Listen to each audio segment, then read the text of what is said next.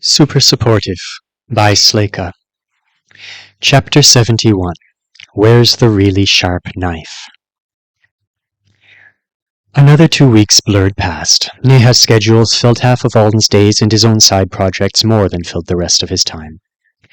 He had his first of 3 interviews at CNH. It was in person, but just 10 minutes long. Only B ranks had to attend the first interview, and Alden had the strong impression that the whole point of it was to discourage them from applying.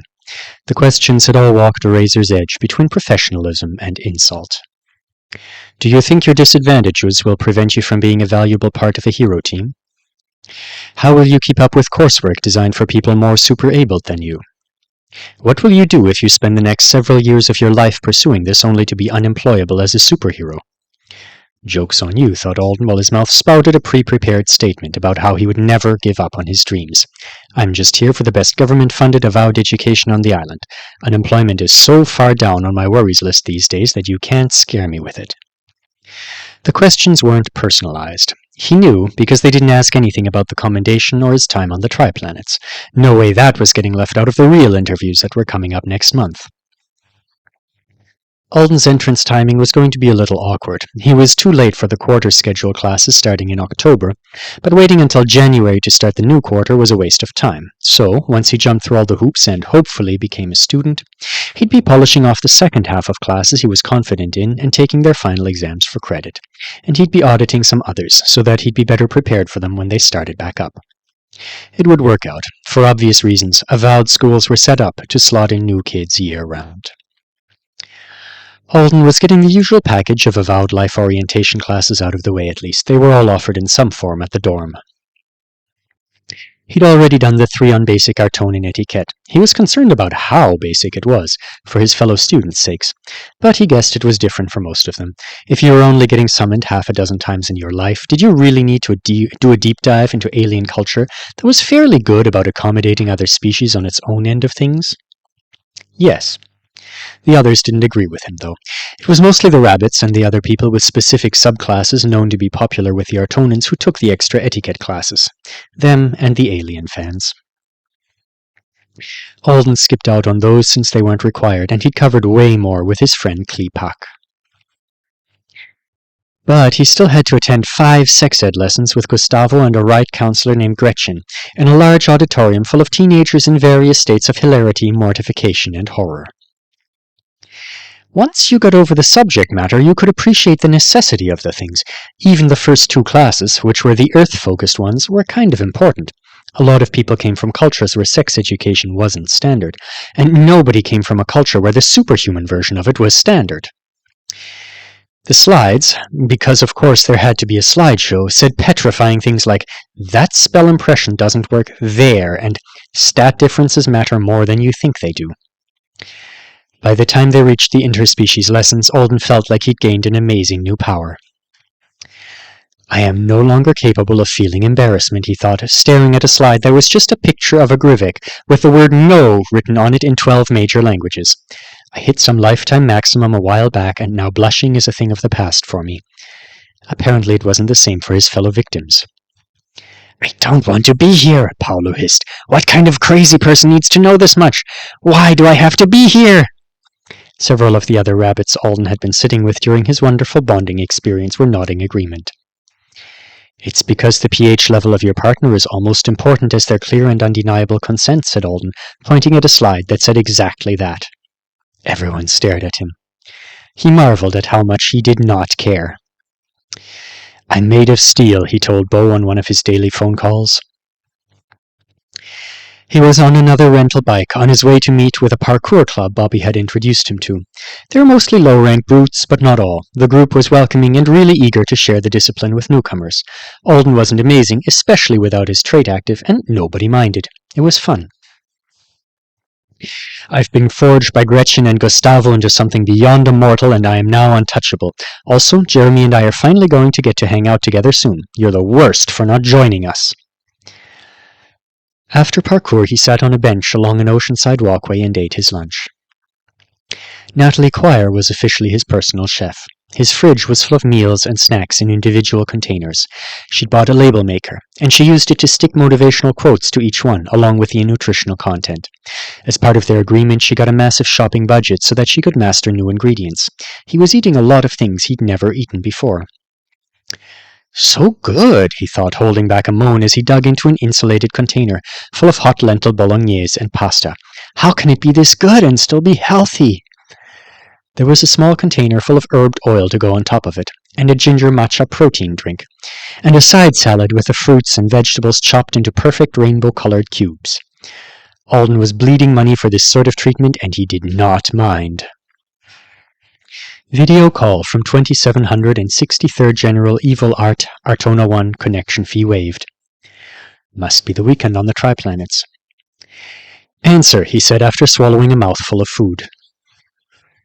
He wondered if Stuart's sister would be crushing him underneath pillows again, but she must not have been in as much of a tormenting mood today. They were outside, and she only held the tablet out of his reach while she observed Alden. You're not sweaty.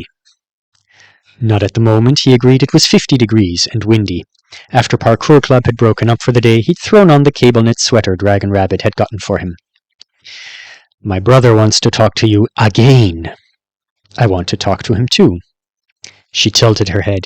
I know who you are now. You're the dead human he named his pet after. Alden paused in the act of digging his fork into the pasta. Did you not realize that when you saw my name last time? I noticed, but I thought you were dead, so I assumed a lot of humans had the same name. That's what real art assumed too. The artist must not hang out with many of us. My name's not particularly common. Evil, said Stuart, peering at Alden from around his sister's arm. Just give me the tablet, please. Okay, she said, shrugging as she passed it over. The human doesn't seem to mind your strangeness. I guess it works. Stuart glared at her, but he took the tablet without comment and hurried off into the trees to get some distance from her. I have messages for you from Kibby. 11 of them. 11 messages from Kibby. Alden couldn't think of a single thing that would have made him happier. Stuart blinked. Your smile is very wide. I was worried people would change their minds about letting the human talk to her. Stuart's face went still.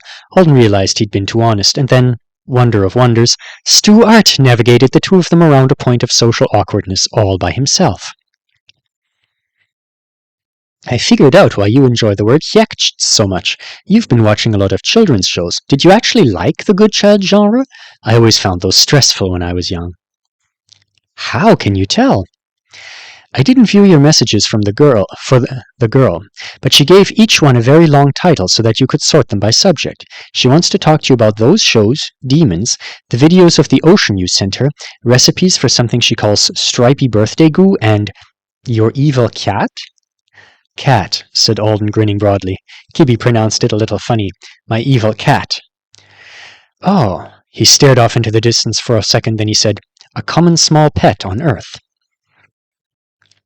Stuart always looked like he was staring off into space when he accessed information through the eye rings. Alden had seen him do it several times during their previous very long conversation, most often to look up the English swear words Alden had been using to enforce casualness. It's unusual that he doesn't do the split eye thing much. In fact, now that he was thinking about it, Alden couldn't remember if he had ever seen Stuart do it. He was fairly sure the other boy could split his focus like other Atonans, since he'd been able to carry on a conversation while hand-casting on his metal block for the spell ring. Maybe he didn't like double visuals? How was your week? Alden asked. Busy, not in an enjoyable way. I had too much work that seems irrelevant to my future. How was Rodin? Stuart hopped up on a giant tree root and took a seat. You were only partly right with your guess. He didn't swear at us as much as usual. He did it more. It scared one of my assistants so badly that I gave her permission to leave. But that made her scared that I was upset with her, so I gave her permission to stay. And then she said she was worried she'd pressured me with her emotions, and now I don't even know what to do to reassure her. Alden took another bite of his pasta. I've never had an assistant, so I can't help you there. Stuart sighed. I've never had personal ones either, and I grew up around the people who work for us at home. A couple of them are even distant relatives. It was never so strange. Multiple assistants are necessary for school, though. Labs and a few other classes require more than one set of hands. My week? It's been 2 human weeks, actually, and they were busy too. But it's mostly been the enjoyable kind of busy for me. Alden smacked his lips. You really like whatever you're eating, don't you? You'll just have to forgive me, Alden pointed his fork at his bowl. This was made by an S-rank Riebit with cook of the moment. I'm not going to put it away and let it get cold while we talk. I don't know which human skill names correspond with which skills. You guys read skills as a kind of spell code? Stewart raised an eyebrow. We can. There are so many, and they're much more complicated than most spells, and they're usually redesigned and affixed slightly differently for each species. If you don't already know what they do, and you don't want to trust that they'll do what the contract tells you they will for some reason, then you have to actually take a look at how they're built. It's a pain from what I understand. I haven't taken classes in that subject area yet. I just meant I wasn't sure if it was one of the Riebit cooking skills I've experienced at special meals before or not. I only know it tastes like someone made this just for me. I've never eaten it before, but it feels like comfort food, like something I have fond memories of eating in the past, even though I don't. And it smells like happiness. Oh, said Stewart, giving him a small smile. I do know that one. Do you want to be alone with it? Alden shook his head. I'm fine. I eat 3 meals and 2 snacks like this every day now. For first meal I had an almond muffin so good that, for a second, my vision blurred. You're having someone cook for you with that skill 5 times a day? Alden opened his rainbow cube salad and dug his fork in eagerly. Stewart stared at him. There's a boy in my student house whose family has their long-term Utui Riebit teleport to campus every night to tuck him in. She prepares the room for ideal slumber and maintains a soothing environment for him until he falls asleep. Until now, I thought that was the most excessively luxurious use of magical resources I would ever see from someone my own age. No way, said Alden. I met those Leaf Song kids. They can do so much worse, and sleep is very important. I should find a soothing environment maintainer for myself. You're going to warp the pleasure centers in your brain. There are probably healers for that. You're just jealous because this salad dressing tastes like angel tears. I bet you can sense it from Artona 1. While Stewart tried to figure out the phrase angel tears, Alden finished off his lunch. Now I have to go suffer for a couple of hours, he said, at the gym, with my trainer. You can hang out in my head if you want to, but it'll probably be boring. Stewart looked fascinated by the idea of watching someone else work out, because despite improvements, he was still weird as heck. Why are you training? For fitness, humans do that. Also, for not looking like I'm lazy at school. Is that a risk? I'm going to school with people more powerful than me, soon. Everyone seems to think it's going to be difficult for me to fit in. They're probably right. Why do it, then? Because... Alden had been concealing his true thoughts a lot lately, sometimes out of necessity, sometimes because it was just easier to not give everyone else an opening to pry at painful things. But occasionally some expression would cross Stewart's face that reminded him of what the boy had looked like that day, when he was younger, when he watched his father and his sister in the snow. I was really scared for a long time, Alden said eventually. I think I still am. I need to get over it. Throwing myself at something challenging that will make me stronger might not be a perfect answer, but it seems like an answer, so I'm chasing it. Stewart sat there quietly, leaning back against the trunk of the tree for ages. Finally, just when Alden thought the other boy must have decided that the best answer was none at all, he said, I wish you were my classmate at Leaf Song.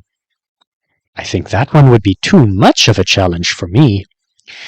I still wish it, said Stewart, staring up into the branches. You never say anything that makes me hate you. A few nights after that conversation, Alden finally got 9 solid hours of only mildly restless sleep for the first time since he'd made it back to Earth. He'd woke up feeling almost like he was really among the living. Lying in bed with the early morning sun streaming through the window, he took a deep breath and a deep look at himself. Himself. It was always in the corner of his mind, but he'd avoided giving it his deliberate focus for weeks. Am I okay now? He was not, but he was okayer, definitely, than he had been.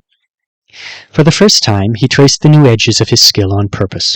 He held his authority in check, and he didn't allow it to batter and rend itself on it the way it had been trying to do ever since that day. Slowly, carefully, he took in the affixation.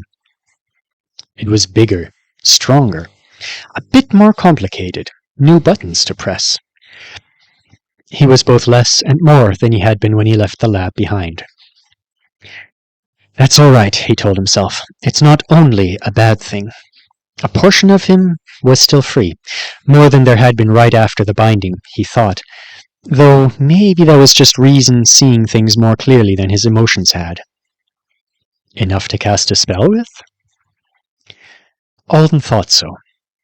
Not the Aureate spells yet, but the ones that lit the promise sticks. The one that made the little song in the air, the hand sanitizer spell.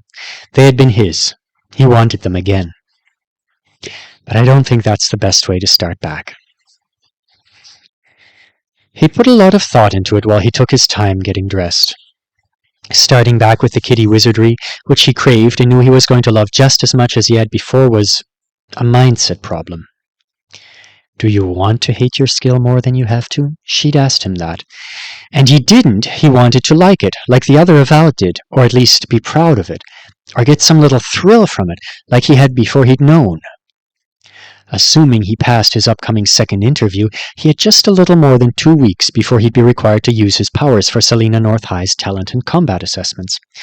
The latest updates Nia had made to his schedule called for him going on a campus tour today, just a couple of hours from now. It seemed like a good morning for a debut. He walked across the hall and knocked on the door of the girl's apartment. Emilia answered.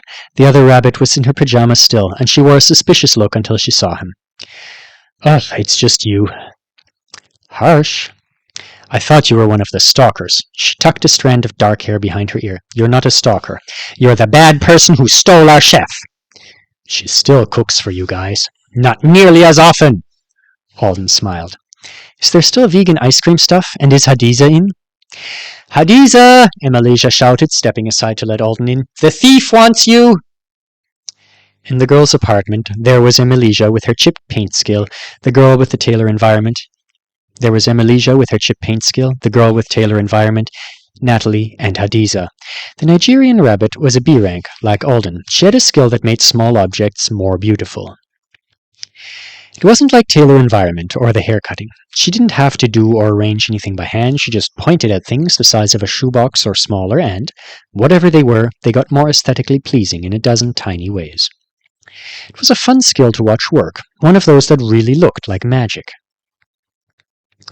Hi, Hadiza, he said when she came out of her room and gave him a curious look. Can I buy the world's prettiest ice cream cone from you? Yes, she said, I'd like that. What are you going to do with it? I'm going to carry it around in my pocket all morning. Emilia gasped. Natalie! Natalie, come out! Alden's finally going to show off his skill! I am. My very impressive ice cream carrying skill. Peer pressure was good in this case. It would keep him from throwing the ice cream across the room if it hurt really bad. Natalie dashed out of her own room with her toothbrush in her hand. Did he do it? Did I miss it? It's really not that grape. She wiped foam off her chin with the back of her arm. Her gold eyes were excited. Hadiza started pulling things out of the fridge and freezer. The second fridge and freezer. The first thing Natalie had done when Alden started paying her was buy a ton of new kitchen stuff. She was going to take it all with her when she left intake, but for now their apartment looked ridiculous. There were 6 cookbooks open on the counter, and there were flour spatters on the walls. Both fridges were totally crammed with experiments. There was a new electronic pizza oven half unboxed in the counter. Alden sat down and watched. Never had an ice cream cone had so much input from so many people who were deeply invested in its final appearance. Why are you starting with ice cream? Emilia asked. Alden watched Hadiza and Natalie put sprinkles on top of raspberry sauce. Neha says you should do things just because they bring you joy sometimes, and I think carrying ice cream around in my pockets when nobody else can do that is neat. The other rabbit nodded. The triple-decker ice cream cone was completed. It was pretty before Hadiza even did her thing, but then she pointed at it, and it turned into something that looked like it had been clipped from a magazine cover. The sauce turned glossy, bordering on glittery. The sprinkles were suddenly perfectly distributed. The vanilla coconut ice cream got whiter. The chocolate banana got darker. The strawberry turned lipstick pink. The scoops even looked rounder. Do we think it's an illusion, or does it really do stuff to all of it? Alden asked. It's magic, Emilicia said with a shrug. Now do yours, Natalie said eagerly. Right, said Alden. He felt nervous. Let me just target Hadiza. He could have pointed or said, target Hadiza, and the system would have flipped that internal switch for him. He'd never actually targeted someone without the assist, since he'd simply refused to let the target on Kibby drop for months for fear it might not work. But he remembered the feel of it, the weight of that pole between him and his target. He wanted to do it himself. He found the place inside him, the permanently bound mote of his authority that would never do anything again except for this one specific task. He woke it up. He flexed it. Her, he thought. Hadiza. He felt an ache. He felt the connection. A halo of white appeared over her head on his interface. She didn't feel anything. She was waiting for some indication that he'd done it, so he pointed at her. She smiled and held out the ice cream cone. All right, thought Alden. I'm the bearer of all burdens. I ran across a moon. I think I can handle a little frozen dessert. He took it from her.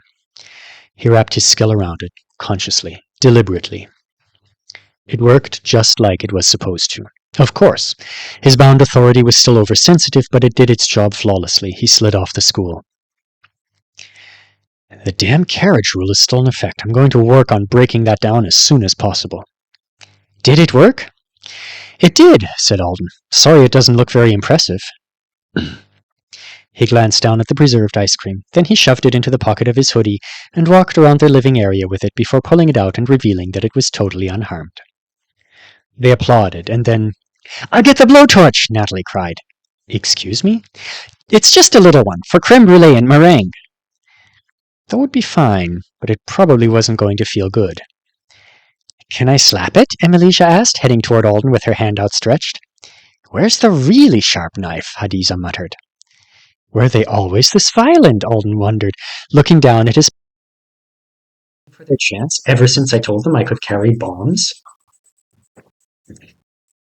Emilicia slapped the ice cream lightly, and then, excited by her failure to do any harm to it, she did it a second time, with what was probably every bit of her F-rank upper body strength.